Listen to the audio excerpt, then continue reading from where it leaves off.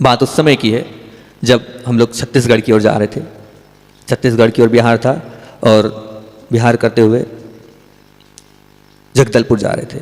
जगदलपुर गए, दिन भर का जो मौसम था वो थोड़ा गर्म सा था और शाम को जो है तब भी गर्मी लगी। हम लोगों ने, गर्मी लग रही थी, आचार्य श्री का रात्रि विश्राम था, वैयावृत्ति आदि करी और खिड़कियाँ और दरवाजे खुले छोड़ दिए, क्योंकि गर्मी है तो हवा तो चाहिए ना, दिन भर से धूप में चले हैं तो इसलिए कोई गर्मी के कारण दरवाजे खुले छोड़ दिए। और हम लोग रात्रि विश्राम के लिए आचार्य श्री के साथ ही रात्रि विश्राम कर रहे थे।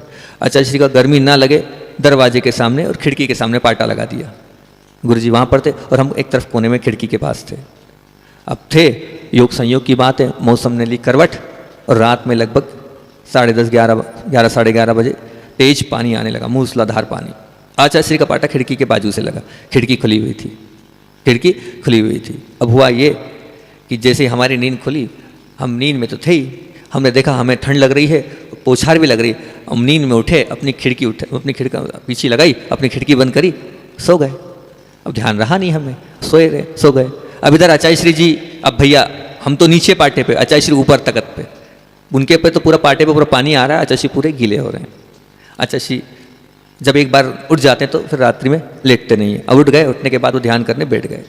अब मेरी नींद 2:30-3 बजे खुली, लगभग 2:30 बजे खुली होगी हमारी नींद। आचार्य श्री बिल्कुल भगवान जैसे बैठे हैं। मुझे ध्यान आया, मैंने कहा ये अंदर इतना पानी पानी हो रहा है कमरे में, उस तरफ तो पानी देखा, दरवाज़ा खुला हैगा, वहाँ से प्रकाश आ रहा है, प्रकाश से हवा देखा, मेरी खिड़की बंद। मुझे याद आया कि हाँ रात को तो पानी आया था, पानी आया था तो मैंने खिड़की बंद कर ली। मैं आचार्य श्री के पास पीछे लगाते लगाते सामने पहुंचा, देखा तो तख्त गीला है, नीचे पूरा पानी है, आचार्य श्री भी गीले से हैं।